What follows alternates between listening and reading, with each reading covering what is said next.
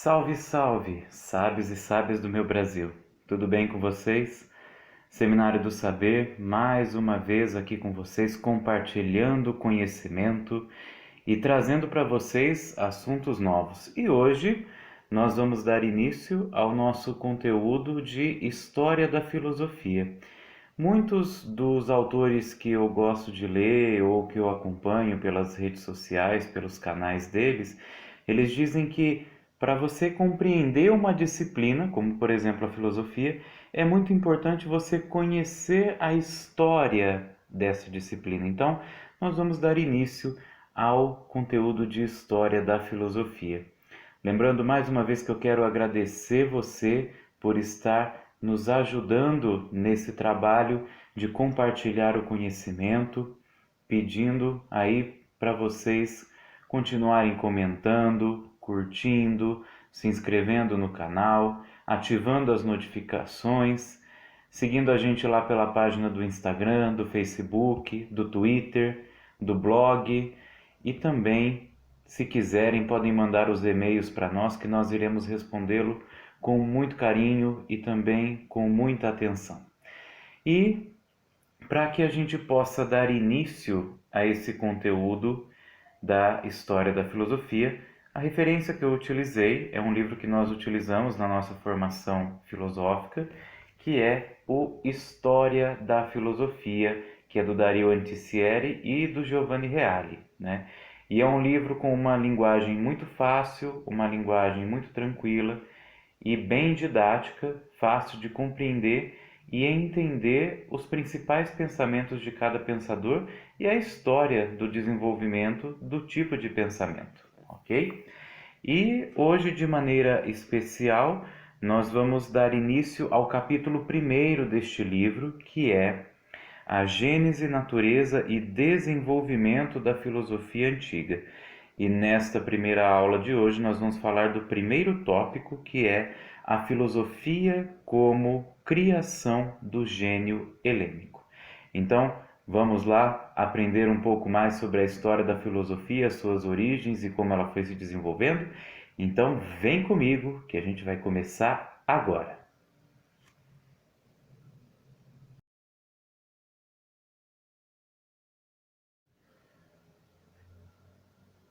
Então vamos lá, meus queridos. O tópico 1 deste primeiro capítulo do livro do Reale, que é a filosofia como criação do gênio helênico. Bom, primeira coisa que nós temos que compreender aqui. O surgimento do próprio termo filosofia, né, o próprio conceito de filosofia, é de criação própria dos gregos. Então, é próprio deles este tipo de ciência, este tipo de conhecimento. E é o que a maioria dos estudiosos afirmam. Só que é interessante nós vermos, durante o caminhar dessa história da filosofia, que se nós pegarmos as estruturas da civilização grega, né? Isso no que diz respeito à cultura, à crença, aos cultos, às artes, às técnicas, à política, a organização militar, enfim, os demais aspectos da civilização grega, nós podemos ver que elas têm muita correspondência com os povos do Oriente. E olha que é interessante nós vermos que os povos do Oriente eles tiveram um desenvolvimento civilizacional muito antes do que os povos do Ocidente, como no caso dos gregos, né? Mas olha que interessante. Quando a gente vai analisar o aspecto filosófico, ou seja, a filosofia em si, nós vemos que nós não vamos encontrar nada relacionado com os povos do Oriente. Então, esta novidade da filosofia, ela é totalmente de autoria dos gregos. Então, esta originalidade dos gregos através da filosofia dá a eles o quê? Uma superioridade, uma relação de um desenvolvimento um pouco maior do que as outras civilizações.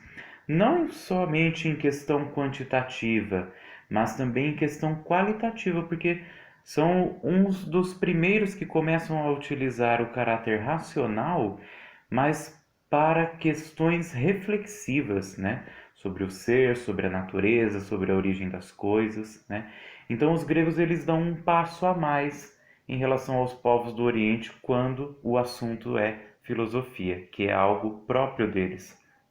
Então, é necessário nós tomarmos este dado em relevância, em importância, anotar isso para nós podermos compreender por que o Ocidente tomou um caminho diferente do Oriente.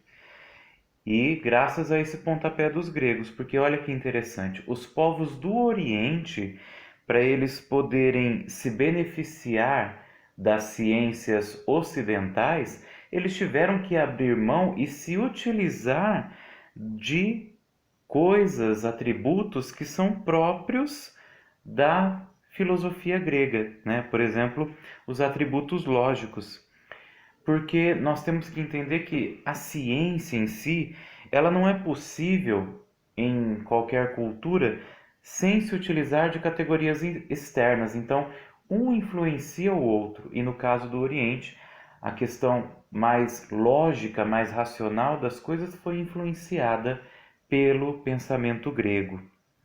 Então, concluindo esta parte, devido a esse caráter racional da filosofia, foi ela quem deu abertura para o surgimento da ciência e, de certa maneira, foi ela a geradora da ciência e das outras ciências. Então, isto traz para nós o seguinte, que reconhecer o povo grego como aqueles que foram os contribuintes para a história da civilização. Nós devemos este prêmio aos gregos porque foram eles que começaram a trazer os caráteres mais lógicos, mais reflexivos acerca dos fenômenos, acerca do mundo, acerca do homem e acerca do ser em si. Então, graças a ele, nós conseguimos desenvolver as outras ciências através do uso da filosofia.